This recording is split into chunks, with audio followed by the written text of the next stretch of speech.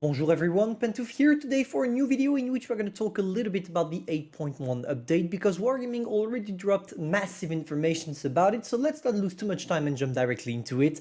But before we start with it, I just want to tell you that this afternoon in the shop dropped a brand new emoji or attachment, I should say, the Emoji Lite attachment, which is basically, if we click on purchase, an attachment that you can put in pretty much every single tank in your garage.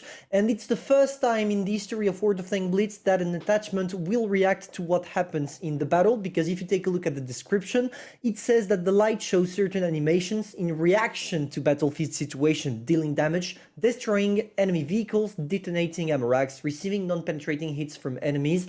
And this is a first step toward possibly what could become in the 9.0 update a huge new engine for the game, or at least a new mechanism such as this one, because it would look pretty cool if we develop that to the point where we could have, I don't know, anti-aircraft gun working during battle on mouse or things like that, just like we have in World of Tanks PC. So if you're interested, you have it right there, but to be fair, those are extremely expensive because that's new, and if you wait a little bit, I feel like you will be able to acquire them a little bit better later and for a better price. One of the most important informations, at least for me that loves graphics, is that the Vickers line will receive the high definition graphics during the 8.1 update. So you will be able to get your Vickers covered in snow when you're playing in snow maps, covered in dirt when you're playing in mud, etc, etc. And it will come also for the Vickers CR, the tier 9, but also the Heavy 301, the tier 8. So yeah, it's interesting to see that Wargaming is already planning on implementing the high definition graphics to every single tank in the game. It's gonna take some time and they have to start somewhere. That's why the Vickers was the chosen one for this one. Now following on to the buffs and nerfs that are waiting for us in the 8.1 update, we start off with the T-3485 Rudy, the tier 7 premium Russian tank, and the T-43, the Tech 3 version that is also quite similar to the Rudy. Both of those tanks will receive an HP buff. I don't know yet how much, but still it's some good news because the T-43 was really struggling on the battlefield nowadays.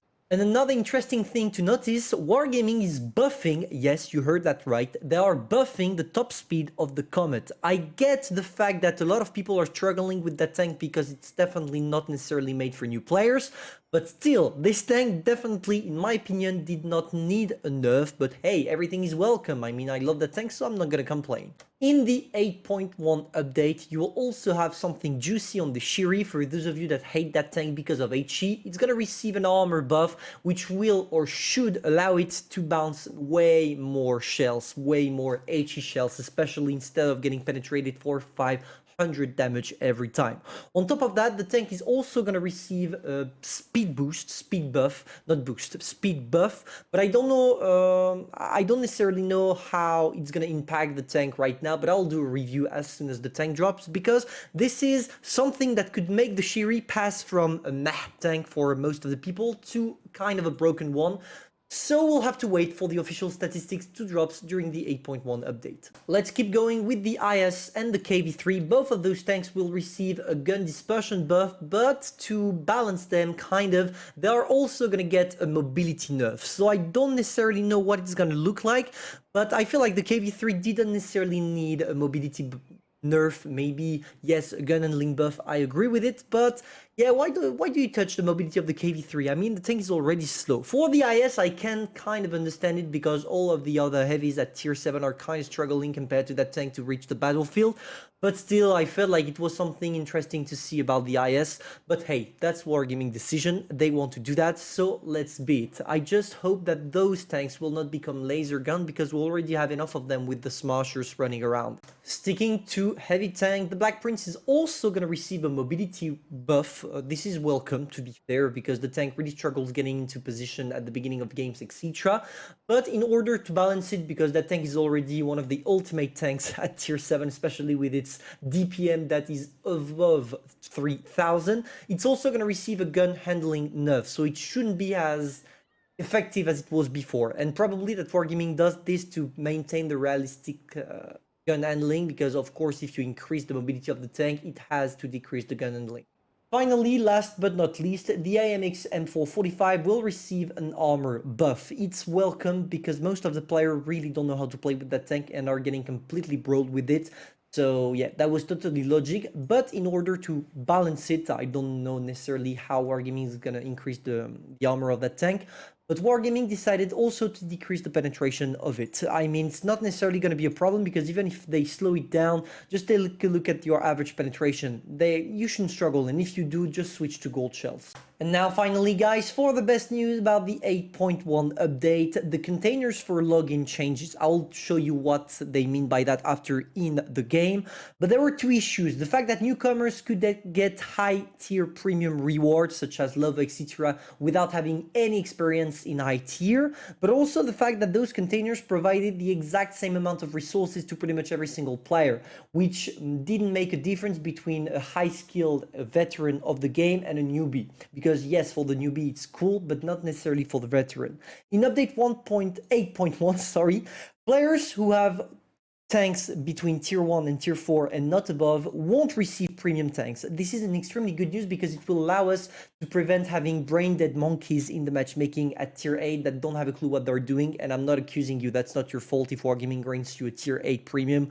It's your choice and your right to use it. And experienced players, on the other hand, who have tier 5 and plus vehicles, just because you have a tier 5 doesn't mean you're experienced, just want to say, you will get less credits, but other more valuable items that will help you grinding.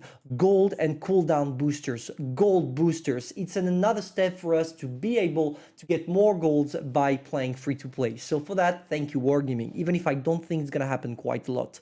So that's it. That's it for the update. I just want to show you what they meant by those containers.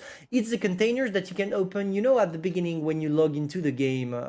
Wait, I never know where those freaking containers are. I always struggle. No, not this one. Oh my. Ah, there we go. Those containers. Those containers. This is what we're going to talk about. And finally, one last thing. When they say may contain, you see that you can get all those juicy rewards. But in the 8.1 update, you will see the drop chance of every single tank in those crates, which is something pretty good in my opinion because will allow you to understand that it's not necessarily a good idea to gamble on those crates just because they are cheaper than the regular one we see in the shop.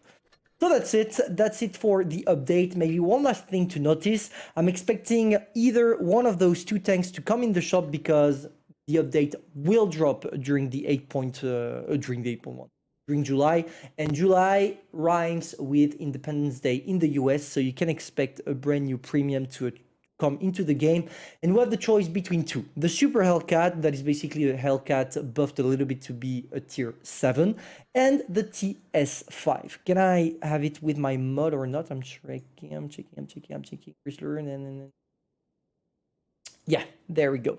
And the TS5, this one, that is basically a combination between the T28 and the T95. So that's it, guys. I have nothing else to say. I just wanted to keep you updated about what you can hope to get in the 8.1 update. And I feel like it's time for you to release your AMX M445, but also your Shiri, because those tanks will probably be meta in the next update. If you enjoyed, feel free to subscribe, like, and share. And I'm going to see you soon for a new video. Bye.